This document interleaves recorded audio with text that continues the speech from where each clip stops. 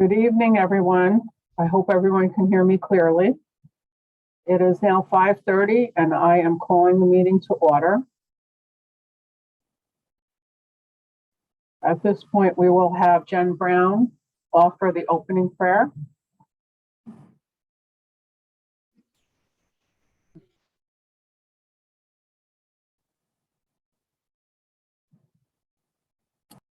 Thou kind Lord, these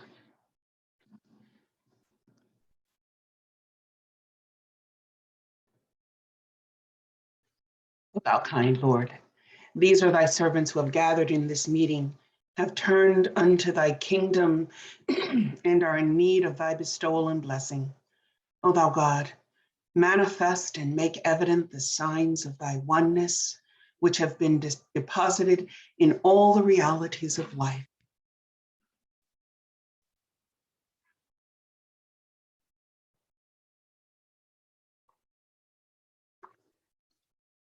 Apologize, I'm having some technical difficulties here. And I'm also reading the wrong prayer. Forgive me. O thou kind Lord, these are thy servants who have gathered in this meeting, have turned unto thy kingdom and are in need of thy bestowal and blessing. O thou God, manifest and make evident the signs of thy oneness, which have been deposited in all the realities of life. Reveal and unfold the virtues which thou hast made latent and concealed in these human realities. O God, we are as plants and thy bounty is as the rain. Refresh and cause these plants to grow through thy bestowal. We are thy servants. Free us from the fetters of material existence. We are ignorant. Make us wise. We are dead. Make us alive. We are material. Endow us with spirit. We are deprived. Make us the intimates of thy mysteries. We are needy. Enrich and bless us from thy boundless treasury. O God, resuscitate us, give us sight, give us hearing, familiarize us with the mysteries of life, so that the secrets of thy kingdom may become revealed to us in this world of existence, and we may confess thy oneness. Thank you, Jen. That was beautiful. Welcome, everyone, to our annual membership meeting of the Dutchess County Interfaith Council. We appreciate having you all here. Close to 70 people registering as we speak, signing on. And I would like to also let everyone know that we appreciate all the participation and support we've had over the past year, which has been a challenging one. But as you will see throughout this meeting, we've had some great accomplishments this year. The first order of business is the approval of the minutes of the past meeting 2021. Do we have a motion to approve the minutes? I move that we accept the minutes from the annual meeting of last year. Do we have a second? I second. Unless there are any objections, we will move to accept the minutes. Are there any objections?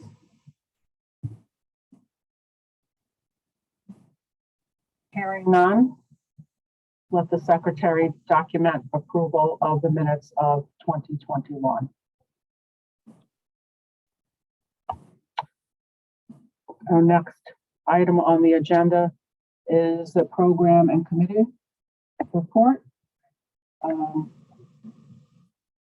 First, I would like to let you know that everyone should have received the email with the packet that has all the reports. There are some reports we will not review, but you can review at your leisure. There are several reports we will go over tonight. The first one from Taylor Holbrook regarding the crop walk.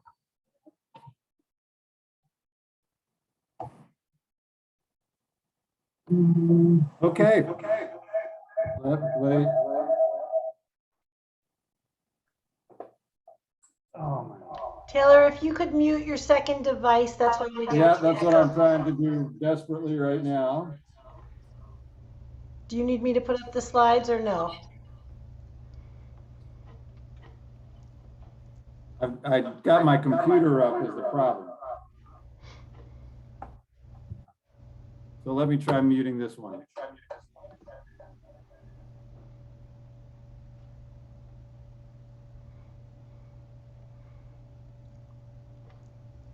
I don't know which one you're on, so I need you to unmute the one you need to unmute.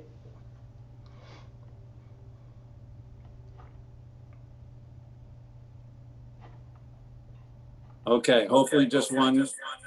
No, they both unmute when I do that. Okay, let's go with you doing the slide, Susan. Okay. Up on the screen, you're going to see the results of the 2020-21 crop walk. We'll start the slideshow now. And the good news is that we raised, drum roll please,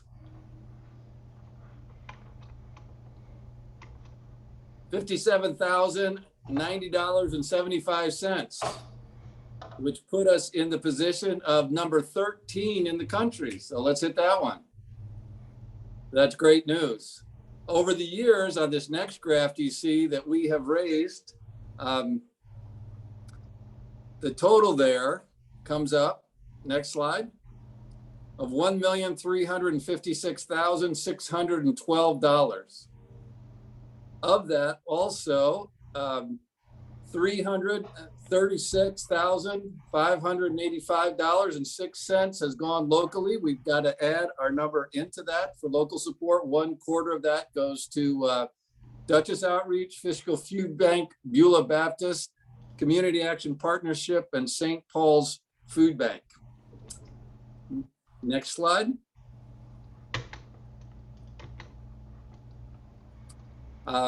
Those are the totals that we've raised, and we just wrote checks that are going for about $14,000 out to those local food banks. We had some teams we really want to thank. The first one is Team Moody. Team Moody gets special recognition because they came in and hit that slide, Susan.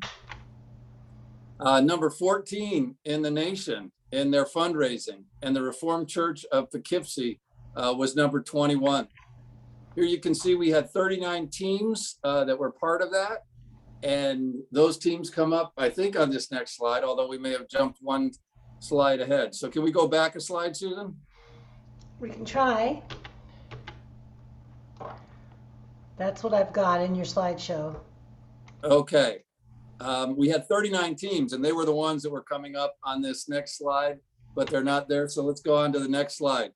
Obviously, for these past 2 years, we've had to just be creative and flexible. So we had people doing walks all over the place. 2 of the new teams that we had this year were Hopewell Reformed, and the pictures that you see there in the center are a trip that they set up around the church. They walked around the church, and they had different pictures of the impact of homelessness, food insecurity, and poverty on people in the community. So it was a very creative way to do it for one of our churches that was doing it for the first time. And like so many of our churches, they walked in their locale. You can hit the other slides because you have other pictures of people walking where they're living. So even though COVID restricted us from being together in walking in one place, we were able to do creative things, and people walk in many places in many different ways. So we were thankful for that.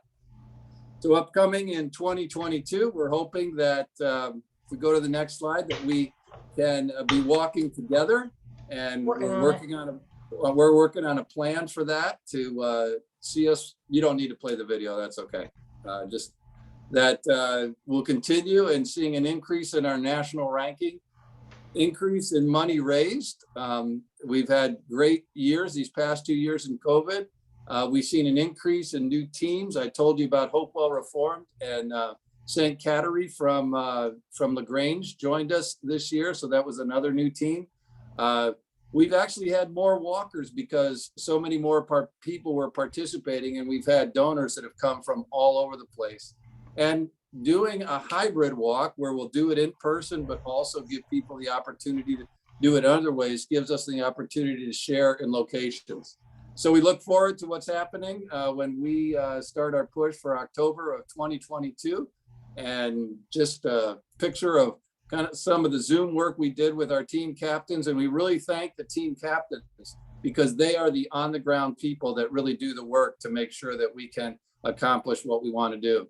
So considering all the things that have happened this year, we really had a great success with this. And I thank you all for your support and for all those who donated and all those teams that walked and all the people that walked. Okay, we look forward to a good year coming up as well. Thank you so much. Thank you, Taylor. Thanks for all your hard work on this. It wasn't easy, and I think we had a stellar year. The glitch is the computer wanted me right before I started and like went out. So good job, Susan, for being flexible with that.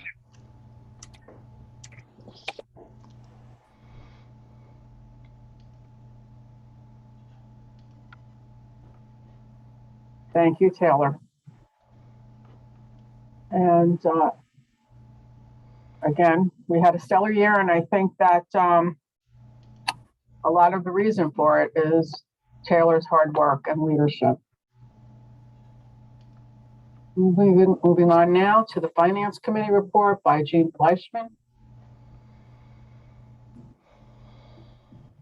Susan, you're going to put it up, right? Yes, one moment. Just the treasurer's report.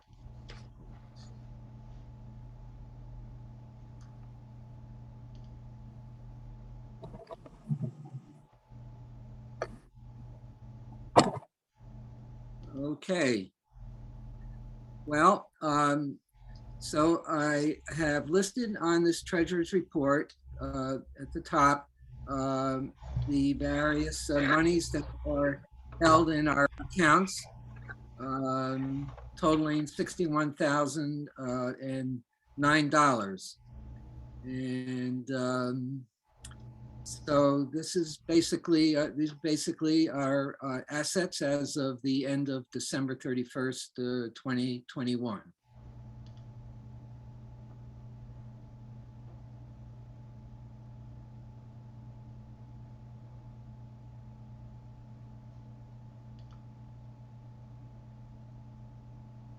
Jean, I Is believe you're muted. muted.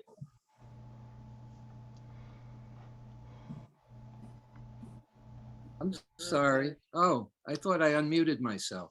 Oh, okay. You were, and then you Starting got quiet. Yeah. Okay. All right. Well, that was, you heard the quiet report. This is the, okay. So the, okay. So I guess the top part is pretty self-explanatory. It lists our various monies that are in our different accounts totaling $61,009. And the 2022 budget was approved. And we're hopefully coming out of the grip of COVID in this 2022 year, which is the 50th consecutive year of existence of DCIC. And we set as a goal to raise $50,000 this year through a variety of ways, as it says here. The budget is showing a fundraising total of $35,000, which is the amount to reflect it as a break even. But our goal is 50. And so hopefully we will be able to do that and increase our reserves somewhat more. The final thing is that we were able to secure the PPP government loans of just right under $12,000 last year, so that we could maintain our employees on the payroll, and that helped us to minimize our deficit from last year, which you'll see in the packet that you have. There is some detail on our actual income and expenses for last year, and the details of the budget as well. Just a couple of brief comments. The budget is $69,000 for 2022, compared with $61,500 for 2021. Our deficit last year was just a little over $4,000. So that's my report. If anybody has any questions, you could put them in the chat. I could answer them later, unless there's something that that I could handle quickly. Okay, thank you, Jean. Moving on to Susan now with the Green Team. Thank you very much. I was told I could have 60 seconds, so this is my message. Many of you who know me are aware that I'm doing a lot of environmental work in the community in other settings, and I'm really very grateful to have the opportunity to create the Green Team here at DCIC, because I feel like the voice of the faith community and the trusted messengers that are all of our clergy are crucial in the fight against climate change, given the nature of the emergency and the stewardship of the earth that is really demanded by our shared values. So next month, in honor of Earth Day, we're going to host a program with the New York State affiliate of Interfaith Power and Light. And following that webinar, we'll hopefully be able to discuss actions that are a very good fit for DCIC, as well as measures that might be more appropriate for congregations or individuals to pursue either individually or in collaboration. And I very much look forward to facilitating that process for all of us. The link to register for that webinar, which is on the evening of Monday, April 11th, is right on the DCIC website. It's in the newsletter and the email. We will send out a separate email, and I'm also going to put the registration link for that webinar in the chat right this minute, and I look forward to seeing as many of you as possible. Thank you very much. Thank you, Susan. Moving on to the Executive Director's report, John McKenna. Thank you, Teresa. Welcome, everybody. As Jean mentioned, 50 years ago, 1972 was the official birth of DCIC. So this is a momentous year for all of us. The banner that read that day was "Love has brought us together." And we do that on an ongoing basis. And in this season of uncertainty, isolation, global pandemic, threats to world peace, together, you're all lighting that candle. You're beacons of interfaith purpose, confidence, and spirit. And we welcome your ongoing membership in that spirit. And what your membership and support present a very active in delivery of services that we've been busy with in the past 12 months on your behalf throughout the Dutchess County community. Together, we've been a voice and an amplifier of information on programs across the landscape of houses of worship, representing every major faith tradition. And we're setting the stage as collectively envisioning the next generation of the mission at this milestone point, the 50th anniversary of DCIC. So, how do we demonstrate our united commitment and action? Well, in the past 12 months, instead of postponing, we pivoted. And we've dedicated our delivery in our core programs. And we have been hosting interfaith story circles on an ongoing basis. We've been organizing the virtual Interfaith Music Festival, our 46th, and the Thanksgiving service, and mobilizing in a robust crop walk, as Taylor just articulated, ranking number 13th in the nation and number 3 in the Northeast. And we've been the interfaith voice on the Dutchess County Vaccination Outreach Committee. We've been helping rural, marginalized, and compromised populations with information and access, steering and stabilizing the county to better health outcomes. And we've raised resources as fiscal sponsors for grants supporting migrant families and diversified our development efforts as well. We've been submitting regular grant proposals. We had the annual appeal and an ambitious membership development campaign. And that campaign resulted in 7 new congregations and 5 reinstated houses of worship, which has been the largest increase in years for DCIC. So we want to welcome those 7 new congregations. They are Redeemed Christian Church of God, St. Joachim St. John the Evangelist Catholic Church, Soul Saving Station, Memorial Lutheran Church, Focolare Movement, Mariapolis Luminosa, Miracle Grace Center, and the Franciscan Poor Clare Nuns. You have all played a role in this growth because it's this coalition and council that is the beacon that allows for others to feel that this is a home to extend their faith in this interfaith spirit. So every time a new member comes on, it's the pride of all of you. So embarking on the 2022 year, the 50th anniversary, we've also retained the expertise of Ashworth Creative, and they're helping us in our messaging and getting some unified branding as we do events throughout this year. We've already partnered in 2 peace vigils, one in Poughkeepsie in the new year to launch the new year, and just 2 weeks ago at Rhinebeck Reformed Church, where over 4,000 was raised for Ukrainian relief. So let DCIC be an extension of your congregational efforts, be it in event promotion, inspirational messaging, or highlighting of programs and services.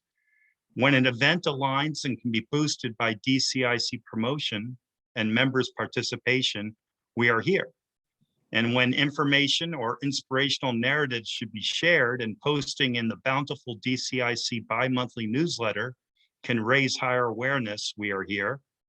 And should representatives in your congregational leadership wish to share and advance their interfaith participation by serving on one of the DCIC committees, program, finance, governance, or the 50th anniversary planning team, we are here.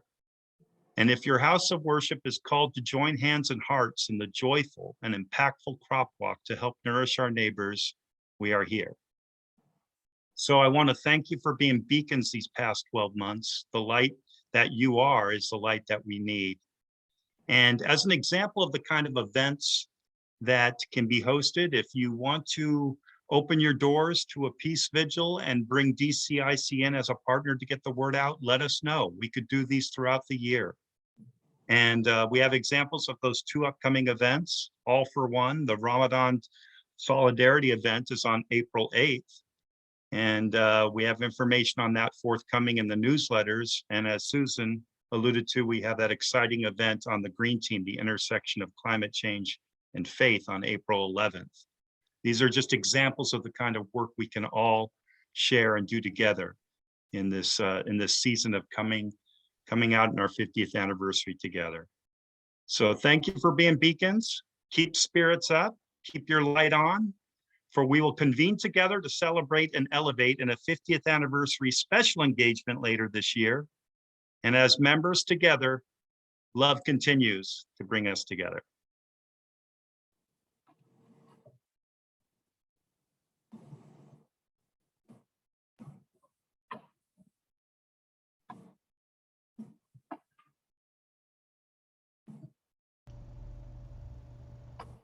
Thank you, John.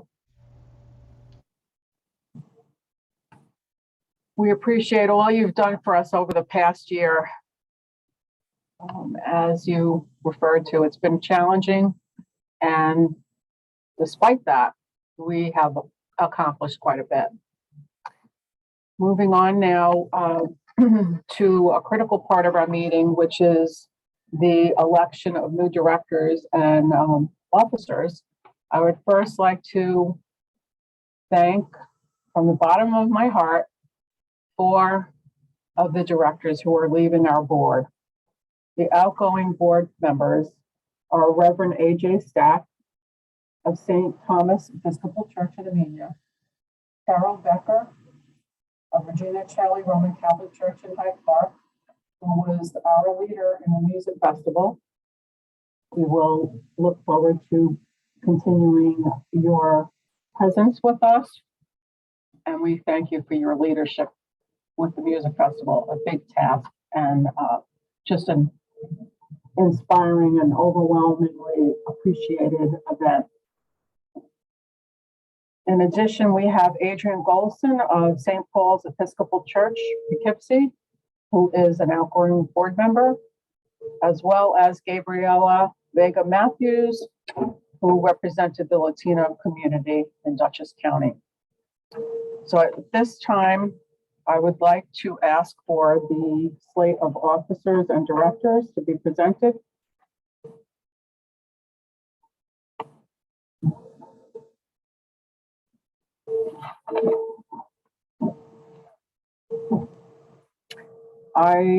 We might be having some technical difficulties, so I will read off the individuals who are being put forward. Ani Landrum from the Pamptung Tibetan Koling Monastery and Retreat Center in Wappingers Falls. Catherine Crum from St. Thomas Episcopal Church in Armenia. Andrew Powers from the Archdiocese of New York, campus minister. And Sherry Wesley from Bethel Missionary Baptist Church in Wappingers Falls. They are new directors on our boards. And then the officers who are being renewed are myself as president, Lorraine Harton-Gilardi as vice president, Eugene Fleischman as treasurer, and Muriel Horowitz as secretary. Do we have a motion to accept the slate as presented?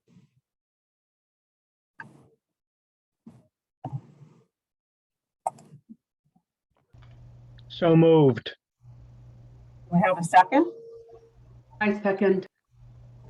Unless there are any objections, we will move forward to approve the slate. Are there any objections? Hearing none. May the secretary document approval of the slate. Thank you. The business portion of the meeting is now adjourned, and I will turn over the rest of the program to Lorraine Harton-Gilardi. All righty. Thank you so much, Teresa. Well, it is my pleasure to welcome the Reverend Samuel Spears. He is the Associate Dean for Religious and Spiritual Life and Contemplative Practices at Vassar College, and that is a long list of accomplishments. You can read a great deal about him because he has had a long time at Vassar College, 20 years working with the youth. And I think that's why a lot of us are anxious to hear him, to find out how we are going to pass the torch. But before Sam starts, I want to let you know something about him. I have listened to Sam share stories at the Bayit at Vassar College. I have sat in Vassar Chapel and listened to him speak during lessons and carols. Sam is a person who speaks directly from the heart, and he is an extremely thoughtful person. He speaks with thought behind every word.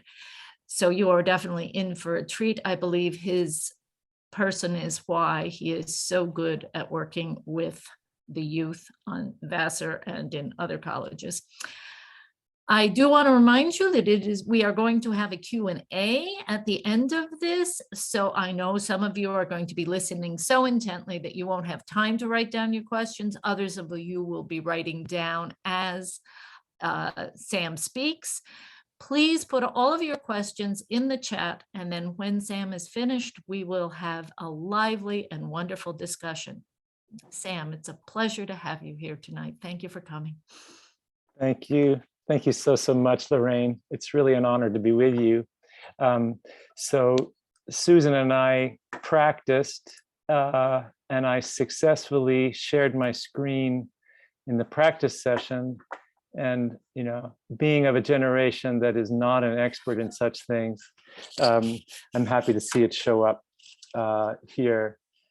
and I'll move it into presentation mode. And here we go. Look, it's just a wonderful honor to be with you. Thank you for your very warm introduction, Lorraine. It's wonderful to be with you again and to remember our times together, storytelling in the Bayit. And it's nice to see some familiar faces and many faces I don't know. I also want to give a special welcome to my colleagues here at Vassar who've joined us today, our circle of advisors, Linda Tuttle, Reverend Lee Hall, Rabbi Brian Mann, our new rabbi who's been here for over a year, and also our newest member, Mariam Sharif, our advisor for Muslim students. Mariam can't stay with us, and if it's okay, I might just give her a moment to say hello so you can all meet her, because she has to leave in just a couple of minutes, but she's been here for the whole meeting. Mariam, are you still here? I am still here. Beautiful. You can't see me, but greetings, everyone. It's so nice to meet you. Thank you, Mariam. Really appreciate you being here. So I really see this. I appreciated the introduction very much in terms of thinking about how do we connect with the next generation. And I really see this as a wonderful chance to open up a conversation between the work we do and the work of the Interfaith Council, and how we might find some mutual interests for partnership and collaboration. And I hope this might lead us in that direction. I'm here to talk about, particularly about Pratt House, which is about to be the new home for the office, something where we're quite excited about. I might say, by way of introduction, just what an exciting moment this is for us at the college. This, under the leadership of President Elizabeth Bradley and Dean of the college, Carlos Alamo, to whom I report, Carlos Alamo Pastrana, we've seen more changes in the area of religious and spiritual life in the last 5 years than in my entire 22 years at the college. It includes a new kosher kitchen for campus dining, for all campus dining, and much more resources for halal dining as well. It includes a new Muslim prayer space on campus, a dedicated space for Muslim prayer. The announcement of Pratt House as our new space for respite, gathering, and contemplative practices. And also, and I'll speak about this a bit more later on, our participation in a program through Hillel International called the Organizational Design Lab. We were one of 8 or 9 campuses who were learning the tools of student-centered design thinking, and how they might apply to the work we do on campus. And here at Vassar, we've tried to take that approach and apply it to all of the work we do, not just our work in Jewish life. We have also seen the arrival of new staff here at the college. Rabbi Brian Mann, who's here today, joined us last year. This is his 2nd year now as Racklin Director for Jewish Student Life and Assistant Director within the office. Mariam Sharif, whom you just heard from, sorry about that, begins as in a newly expanded position for our advisor for Muslim student life, a part-time position. And then we're especially excited, the renovations on Pratt House began, and we'll talk more about that in a moment. To tell you a little bit more about this organizational design thinking approach, without going into too much detail, the thing I would really want to underscore that this has meant for us, without getting into too much jargon around design thinking, is it's really been a deep dive in very attentive listening to where students are coming from. And to really, to finally take seriously something that I feel like I've been slow to learn in my 20 years at the college, is the place to start in our work is with the students. The students are the ones who actually have the best knowledge and understanding of what it's like to navigate the changing religious and spiritual landscape of today's college campus. And that's the place to start. Don't act as if, we on the staff, have the wisdom from on high to share with students to figure out all the programming that's needed and then recruit them to the programming.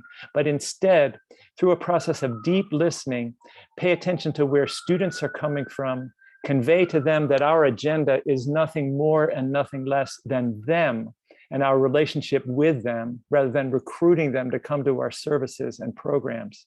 And you really start to see a change in the range and type of students that we connect with. And I think we've started to see that.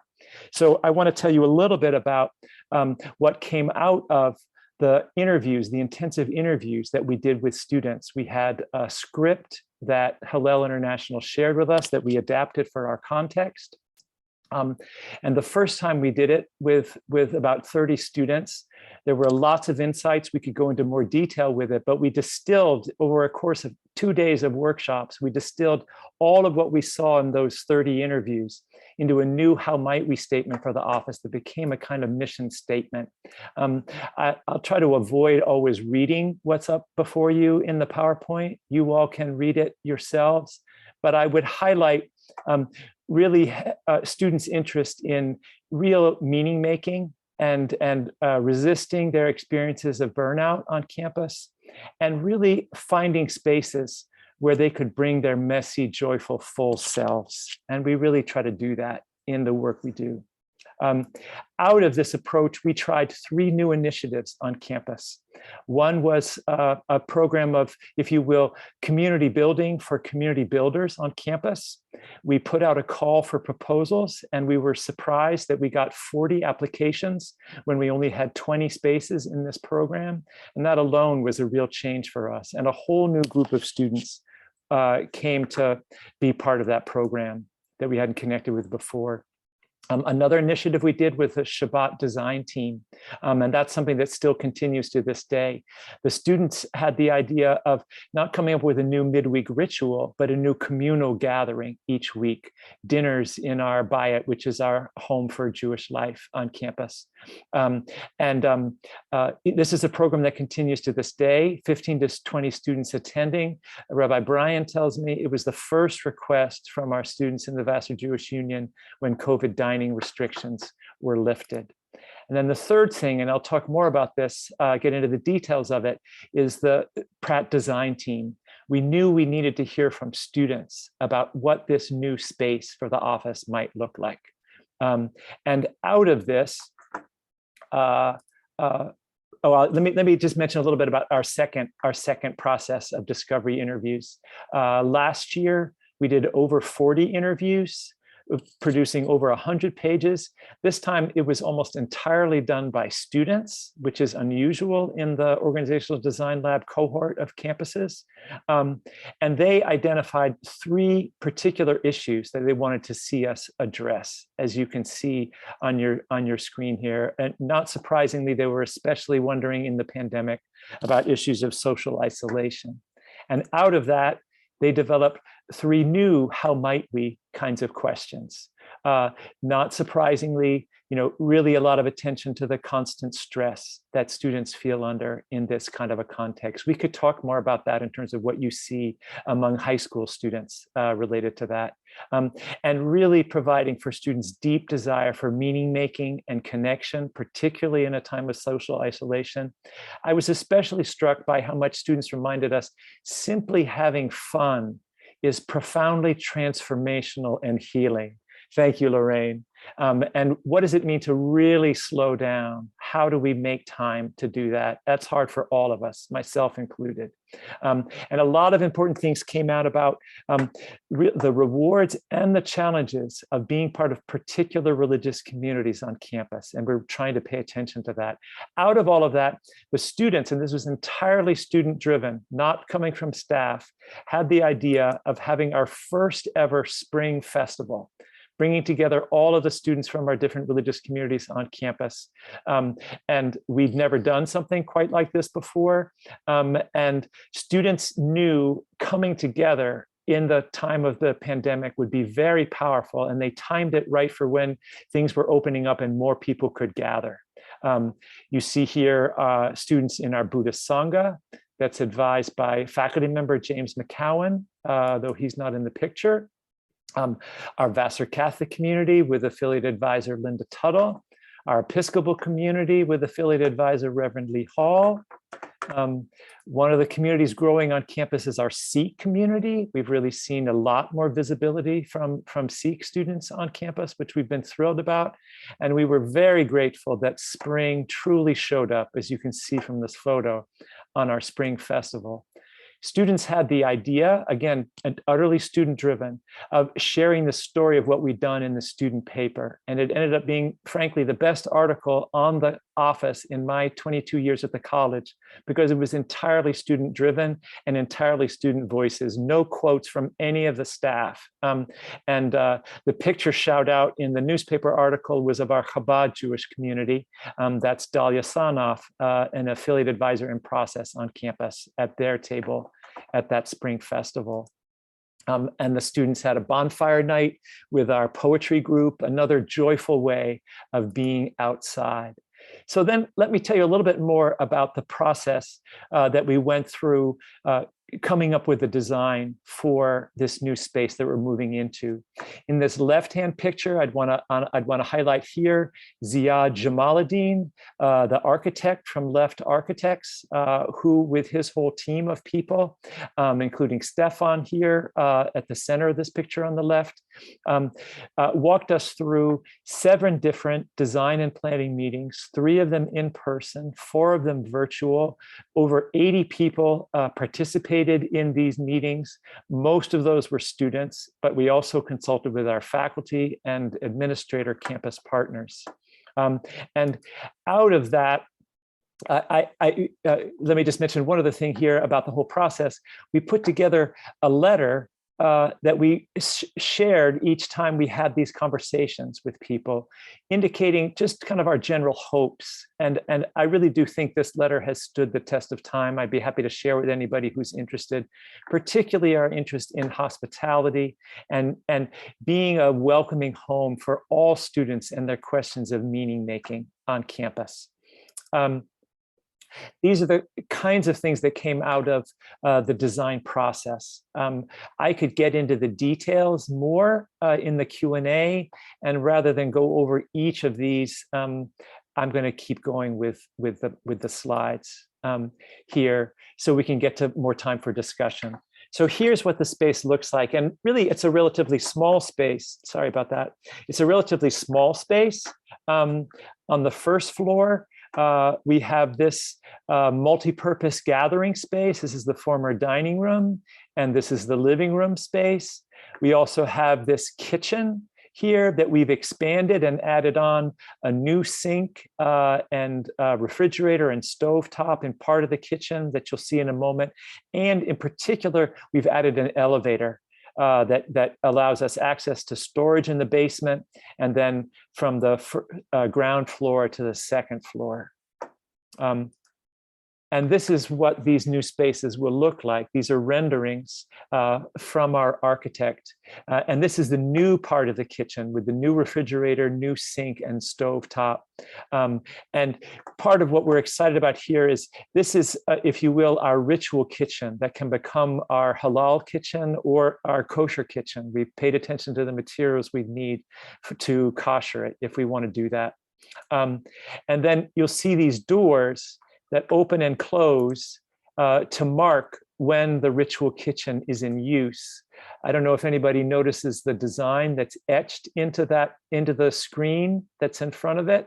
It looks like just a cool design. It's the lunar calendar. So we like that it has a design element, but we also like it marks to communities that observe the lunar calendar that we see them and recognize them. Again, paying attention to particular communities and their particular practices. This is what the living room lounge area will look like. And it's set up to be intentionally a multi-purpose space. These tables come apart to be set up as a lounge like this, and they also can come together to all sit together around one table. And really there are multiple configurations. This is a little video of the different ways the table is going to be put together, all designed by our architects at Left Architects. Then moving up to the second floor, people really emphasized needing office space where staff are visible. We've never had a space before where all of the staff within the office are in the same building. And so these are our 3 offices for the staff hired by the college. Myself, Mariam Sharif, our Muslim advisor, and Rabbi Brian Mann. We also have a new workstation for Annie Sampagnaro, administrative assistant. She'll be the first welcoming face as you come up the stairs or get off the elevator, and a new conference room available to all of our communities on campus, including our affiliate advisors that comfortably seat 6 to 8 people. Our new prayer and meditation space that we've never had before on campus, something quite like this. And the restroom includes a wudu station or ablution sink for the different communities that have ritual washing before their prayers. I can show you a little more about this meditation and prayer space. You'll see we're on the 2nd floor and we have a 3rd floor space here. The architect, seeing that the 3rd floor space wasn't really usable because of code reasons for programming, helped us, if you will, literally take the lid off of prayer and meditation at the college by taking off the ceiling to the 2nd floor, revealing the light from the 3rd floor, and then putting in a skylight to bring in light from the sky, a kind of reminder that there's something larger than us beyond us as you gather in that space. And then you get more of a picture of how the light comes into the room, that improved ventilation in the time of COVID and better for sustainability. We can open up that skylight. And this is what that new space looks like with the raised ceiling within the room. And this is a new staircase up to the 3rd floor, which has storage. And then this next slide kind of shows you what the light will look like over the course of a day. We particularly like how this new exposure to light, marks the prayer times of any given day as well. Then another feature of the room that we really appreciate is the carpet that the architect designed for us. It looks like an interesting set of designs here, geometric shapes, sorry about that. But really what's going on here is we're again showing particular communities that we recognize them within the community. You might notice that the compass point here at the bottom of the screen marks the directions of east and west, and also specifically both to Mecca and to Jerusalem. So this red triangle here provides a template for the direction of prayer rugs for Juma prayer within the space, because this line here points in the direction of Mecca. This line here, right next to it, between the gray and the green rugs, points in the direction of Jerusalem when we have Jewish prayer within the space, so our Jewish communities know that. This line here is the east-west direction, the orientation for many Christian communities, especially our Roman Catholic communities. Again, our Christian communities are recognized within the space. A circle, of course, is fundamental to many different practices within the community. So that's what the carpet looks like within the space. Getting close to finishing up here, we celebrated the near completion of the space last fall with a special dedication ceremony before we began work on a new labyrinth for the space that I'll say more about in a moment. This is a picture of Mary Ottaway from the class of 1959. She and her husband, Jim Ottaway, are the donors for this space. They are fine with my mentioning them today. They couldn't join us. I did invite them. And here she's sharing the story of what motivated them to share this wonderful gift. We welcomed them into the space. Our interns wrote a script to welcome them in. This is the chalkboard where we'll announce our schedule of activities on any given day and week. That's chalk paint. Here's a student introducing Jim and Mary Ottaway to the space downstairs in the dining area.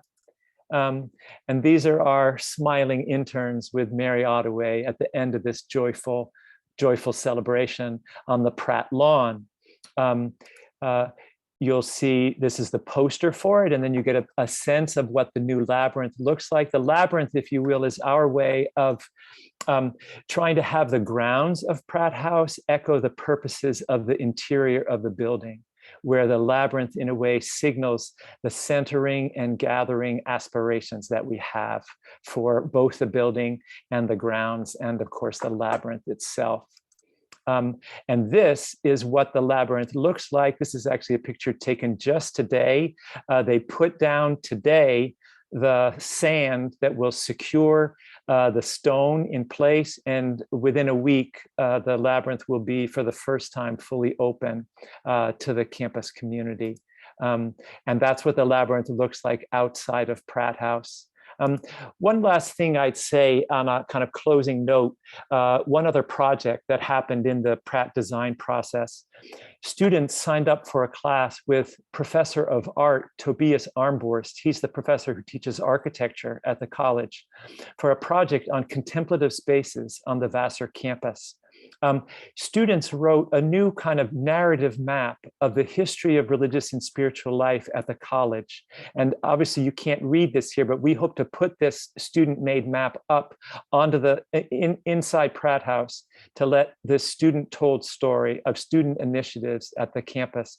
And in a way, the story that it tells is that the one constant is change.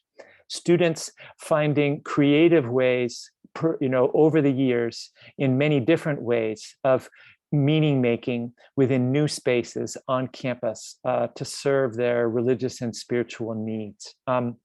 And really with that, I want to close and finish up and open up for discussion as we try to think about what are the new forms of meaning making that we might think about together as we think about the mutual interests across our work with young adults and yours. I would note these are some of the possible directions for our conversation. These are some of the kind of continuing questions and challenges that we have as an office. Some of the communities that we feel we haven't reached as much are the athletes and the activists. We're reaching them, but we'd like to see more. How will we really connect with students who are a bit wary of religious and spiritual labels, but are hungry for spiritual connection? And at the same time, how will we stay rooted in a particular work of our office and serve the students who do identify religiously? What is it that our prophetic traditions have to say and speak in our secular moment and in our secular context? I can keep up for a little bit, but I won't read these. These are some of the aspirations that students wrote for the wonderful dedication that we had of the grounds for the labyrinth before we built it. And it felt like an example of what happens when you invite students to be the voices of what matters and what we're trying to do as we create a new space. And the students just really challenged us with their authenticity and their risk-taking. And I wanted to close on what they shared. So that's our presentation. A number of my colleagues are here. I hope they'll have a chance to jump in and speak to their experience at Vassar. It's wonderful to be with you. Oh, Sam, thank you so much. Really, there were all sorts of people clapping. I don't know if you can see, but I myself can't wait to actually visit Pratt House. What a beautiful space. We can't wait to welcome you. We really can't. Oh. Shall I shut the screen down? Yes. Turn the screen down. That'd be great.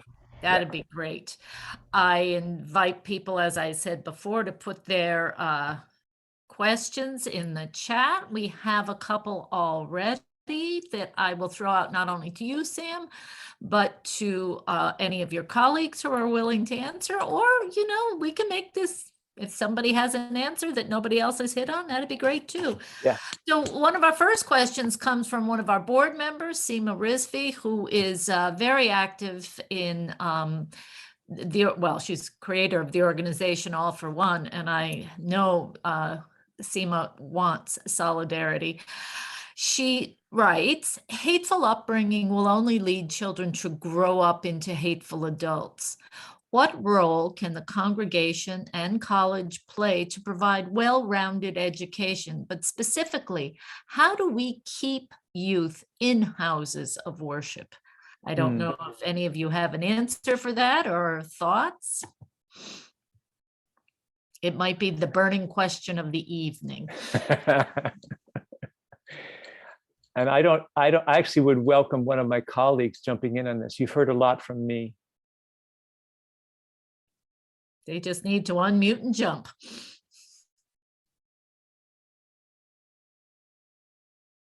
You're not jumping, Sam. I mean, the one thing I would say, and this will feel paradoxical, I know, not the expected answer, because of course, I completely understand how do we keep youth in the congregations, in the community. I do think we're slowly seeing what happens when just this process of deep listening, I think, is starting to show students our agenda is not constraining them in any way. Our agenda is trying to make space for them and allow them to set the agenda. And really trying to figure out better, how do we do that? How do we really make space where we connect with the things that matter to them and co-create with them what those new initiatives might look like? I think the midweek buy-it dinners, for instance, are really a profound example to me of the kind of community building that is keeping those students connected with our Home for Jewish Life on campus. And it was entirely student-led and it remains entirely student-driven. And because students recognize that their agency is being supported, they're coming back over and again for that kind of a program. Those are the kinds, to me, that's the magic. That's the magic of a student-centered approach. I have two questions in the chat, but I'm going to ask one myself before I get to that. The idea of deep listening, I think, is so important, well, just across the board for all of us. But I would be curious when you say, you know, the agency of the students and you listen to them, how did you do that? What did you set up that we might possibly be able to replicate either through our organization, DCIC, or maybe possibly within congregations? I mean, nuts and bolts type of stuff. Look, I love that. I could talk to, you know, it's really from materials that we got from Hillel International. So I would want to talk to them about how they feel about sharing it, but they know we've shared this widely with our students here, but I would want to check with them. But I could see having a conversation about the specific tools that we used in the outreach that we did and possible ways you might be able to use that. And I would be completely open to thinking about that. We had a very detailed script that we used, you know, adapted for our own purposes here, but we used that script. We did a very intentional outreach process to connect with students that we hadn't necessarily connected with before. And we're in the midst of doing another discovery process now. We reach out, you know, in our context, we reach out to professors, we reach out to administrator colleagues, and we say, these are the kinds of students we're trying to reach out to. Who might you suggest we talk to? And then we would use that person's name to introduce ourselves to them. And we would say, this person that we know you respect and have a lot of respect for thinks very highly of you and thinks you're somebody we might be able to sit down and talk to. And the message that we sent to them was not in order to, you know, grab onto you and bring you into our program. It was to hear your ideas. We think your experience could help us better imagine ways of being a better partner to students.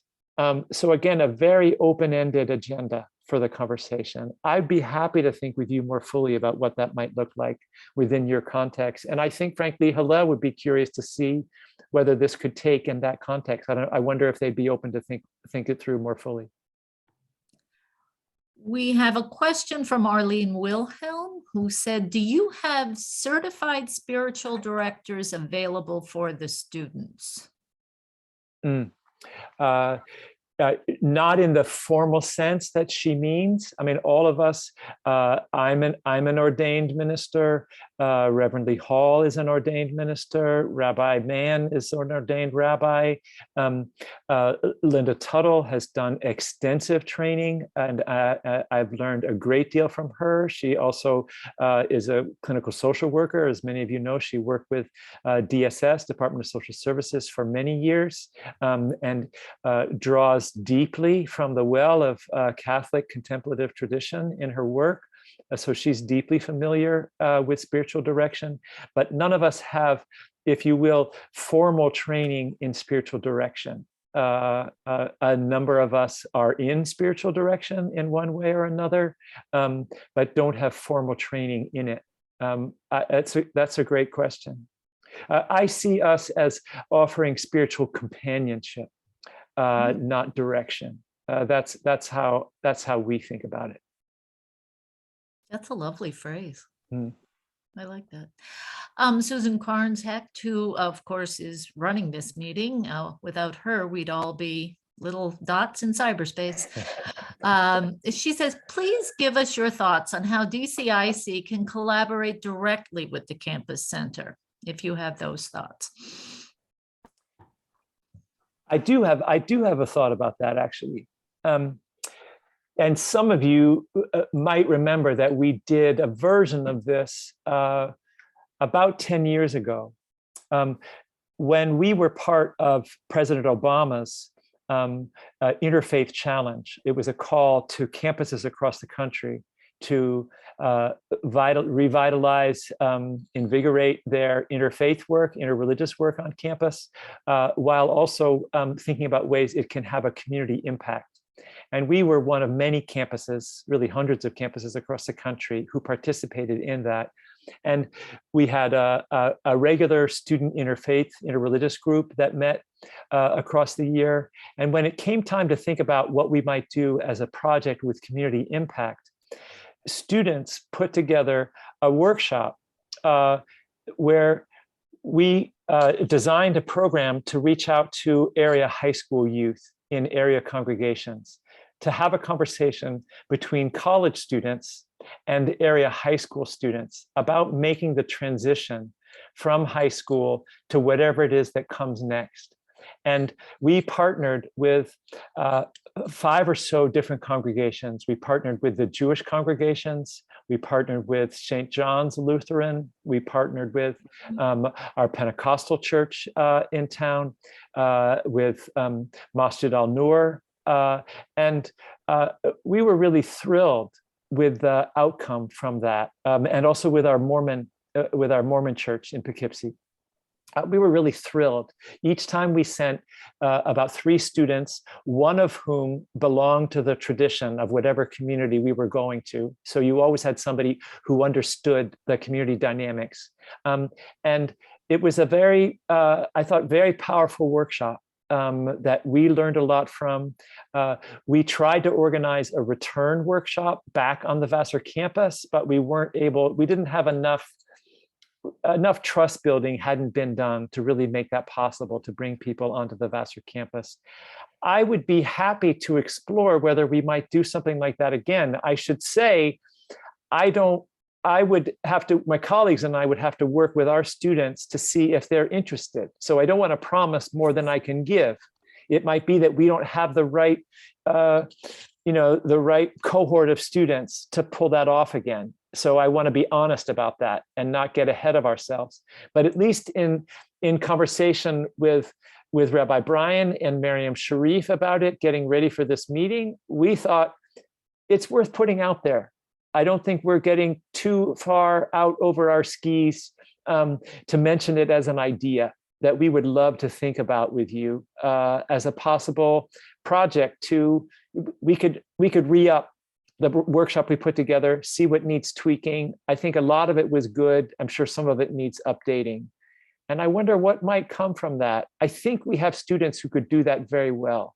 And I know, Reverend Lee Hall and Linda Tuttle on this, some of their students in their communities, I think would do an excellent job at this kind of thing.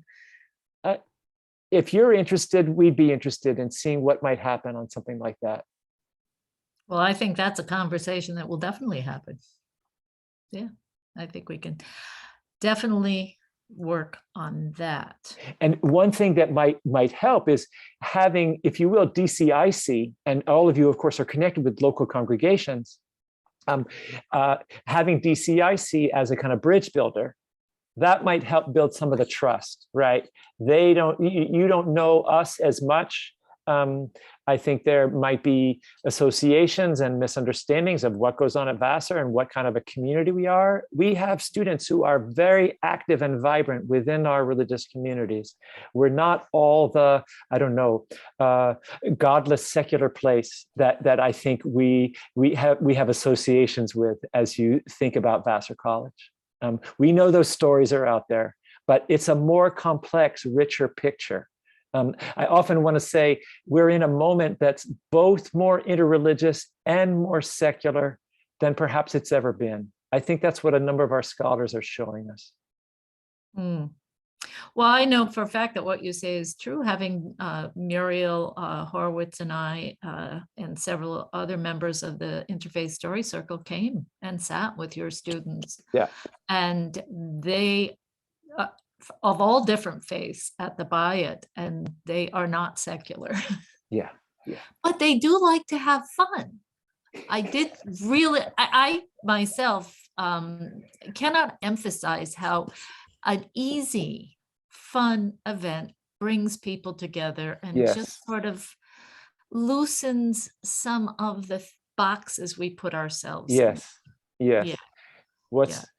What's the midrash? My rabbi colleagues and friends here help me. Isn't there a midrash that says, on the final day, on the day of judgment, we will be judged for all those things we might have enjoyed but did not.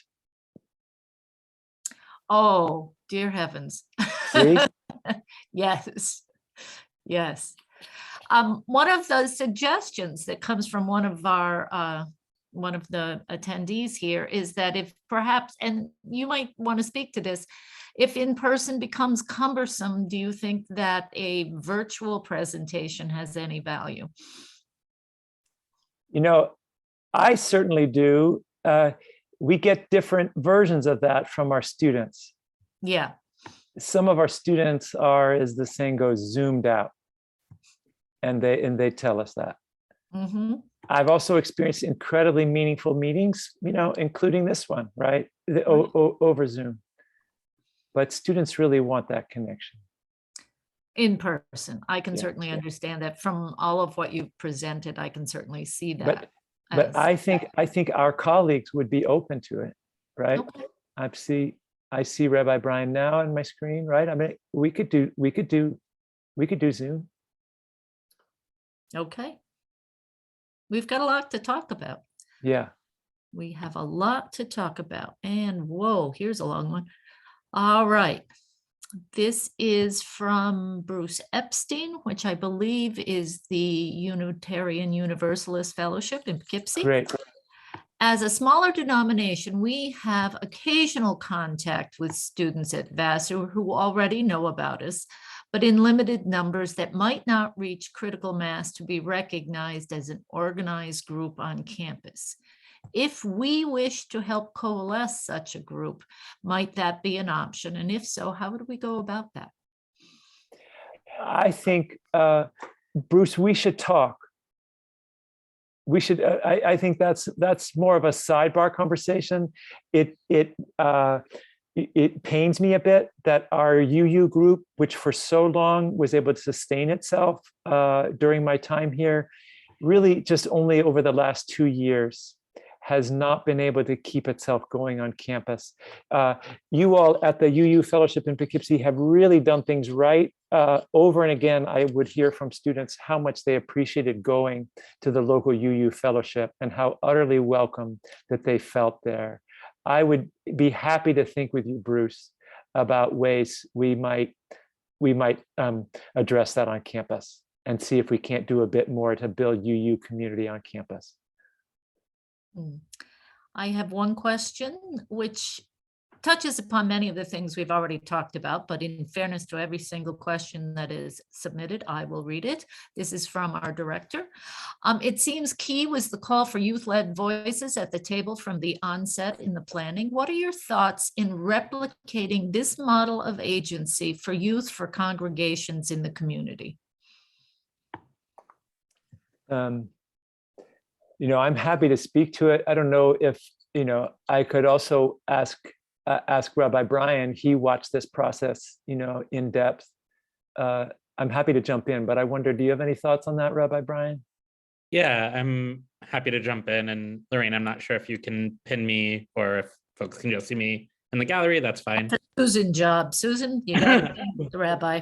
Working on it. Okay. You're going to be pinned. And not to answer a different question in this question, but I feel like it is deeply related, right? Like this process, as Sam mentioned, came from a very particular approach from Hillel that involves a lot of in-depth one-on-ones with our students, with very intentional questions. And it is a long process that your communities would have to invest a significant amount of time that you might not decide. We did do a shorter model of it that has worked to some extent. But it also makes me wonder, I both grew up in a congregation and came to Vassar having served a congregation where the youth were really siloed off, right? Either we were doing our own thing downstairs separate from whatever was going on in the main sanctuary, which was kind of the experience that I grew up in, or worse, the community that I came from, God forbid a toddler makes too much noise in the sanctuary and 5 to 10 different congregants are immediately turning around to shush the child, to complain to the parent, to, do whatever that kind of says the message, hey, no kids allowed at the prayer service. No kids allowed in the main space that's so essential to our communities. And I hope that your congregations aren't that kind of place. I haven't been to many of them because I just moved. But I do wonder, and obviously you can't police every single congregant who's in your community. And sadly, as many of us know, it just takes one person to say or do the wrong thing to turn people off and turn people away without pre-established support. But I do wonder kind of what messages are already being sent to youth and to family, especially around the most central places in your communities. And I also know people that very intentionally, right, their youth group president or very active youth member sits on the board and is in those meetings and is a part of those conversations, right? And I don't want to completely knock the siloed off space, right? Youth-centered space is critical. It was a big part of how I came into my Jewish identity. It's a big part of why I'm a rabbi. So I'm not saying don't completely get rid of your youth lounge and don't completely get rid of your, youth services, but what are those times for intergenerational connection that you're building? What are those times where the youth are welcomed fully along with the rest of the community? What steps can you take kind of toward that project, along with investing the time to really develop, because it's not just sitting down one-on-one, right? That's a great first step, but it's also a lot of pre-work of, okay, what are the critical questions that we need to ask right now in this moment to really get at the heart of what we are hoping to figure out, right? It's really different for me to sit down with a student and be like, hey, so how are things going on campus right now? What's new? What's been going on? How's the semester going?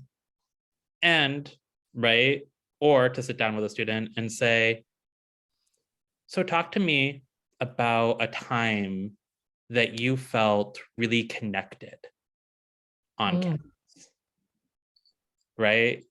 Yeah. And when I came into this job, without having done ODL, without having done this process, I wouldn't have known to ask that second question. And in other moments, right, like last year, because of COVID, we were asking a lot about isolation and loneliness. We decided that wasn't relevant for this year. So it really is a lot of pre-work, and it really is an intentional process. And I do think there are other steps that communities could take without waiting for Sam and I to connect with Hillel, to get permission to share resources, to then pass on to all of you. Judy, thank you so much, Yeah. Rabbi. One of the things before I pardon my blip there for a moment, I was reading the chat, but we lump youth together. I love your, the shushing of the babies during church or whatever service. I'll share a brief anecdote and then I'll move on. I was once attending Mass at Marist, and there was a little girl loose in the sanctuary. She was climbing up over the chairs. She was making a lot of noise. The mother was chasing after her, and the priest turned around and he said, "She's not bothering anyone here. If you think that's what you have to do, don't worry about it. She doesn't bother us. Let her be." And I've seen that, and it makes a huge, huge difference. But there is that, when we use the word youth, we're throwing in babies and toddlers and elementary school and middle school and teenagers and kids. That's a big population to deal with. And I don't think there's one way to deal with, don't lump them all together, because I'm sure your average teenager does not want to be compared. Yeah. Anyhow, we have one, Judy Elkin has a story about Pratt House, and then I think we're getting to a point where, Sam, you might want to wrap this up. So Judy, I guess you are unmuted. Share your story. Hey, well, first of all, hi, Sam. And Hi, I'm Judy. very, very excited, not only about Pratt House, which I'm like over the top about, but about possible engagement with DCIC. So we'll leave that there. But years ago, I actually was only to Pratt House only once in my time at Vassar. And that's when Rosalind Carter came to campus. Something you remember, Sam? That's amazing. I think that's probably even farther back than you remember. No, I was not here. I was not here. Yeah. As it turns out, I think that Rosalind and Jimmy Carter were and still are, thank goodness, two of the most spiritual public people that I had ever known. And Rosalind I did meet and speak with, and that all took place at Pratt House. And maybe she left her blessing for you. I'd like to think that. I do too. Thank you, Judy. All right. Well, I think we're slowly coming to a close. Sam, I can't thank you enough for this. I think you have probably, not only have you talked about passing the torch, I think there are a lot of ideas swirling around, and I know we will be in touch on many different levels. And Rabbi Brian, I think we will probably be all of your colleagues. Yeah. And I would also want to give a shout out to Linda Tuttle and Reverend Lee Hall. They have a lot to say on what we've talked about. I would especially be interested in their response to the question around taking this approach into your contexts, our student-centered approach. And of course, both of them are deeply tied both to local congregations and to the campus. And probably have a better read on local congregational dynamics than I do. I think you're right. Yeah. To offer your final prayer, I too to stay in touch with us. It's our 50th year. We're going to have a lot of things going on. Please feel free to visit our website, DutchessCountyInterfaith.org. Yep, I always want to put more in there than there is. Please visit our website. It is updated. You can find out what's going on. Subscribe to our newsletter, please do. We have a newsletter that goes out every 2 weeks or so with all and interesting articles. Sam, you might appear in it. You never know. And that, sign up on our website, office at duchesscountyinterfaith.org, and just ask to be put on. For those of you who do Facebook,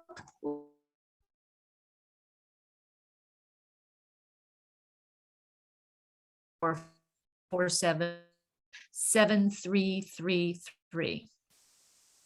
Sam, I can't thank you enough. This was wonderful. Thank you so much, Lorraine. It's really wonderful to be with you. There's much more we could talk about, and I look forward to the continuing conversation. By way of a closing prayer, I found quite inspiring, maybe others of you saw this as well, the words from a colleague of professor at Yale, Miroslav Volf, the Ukrainian theologian and pastor, Fyodor Rakhniets, forgive my pronunciation, who is in Kiev now, in Kyiv now. And I'm adapting from a podcast that he gave recently for this prayer. Let us pray. O Holy One, remind me and all of us on a daily basis that we are humans, that we are not just to remain, because it is crucial in the midst of hell not to lose our humanity, but to preserve it and to show it and to demonstrate it, because that is what people need most at this moment. So may we, your beloved people, embody the spiritual and political power of what it means to be your love in this world. In your holy name we pray. Amen. Amen.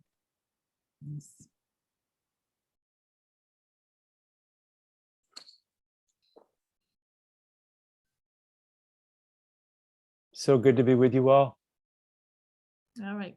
Good night, Sam. Thanks so much. Good night, Good everybody. night, all. Thanks for touch with you all. Take care. Bye-bye. Bye-bye. Thank you. Thank you, Sam. Thank you. Thank you so much, Sam. Oh, it's so good to see you, Seema.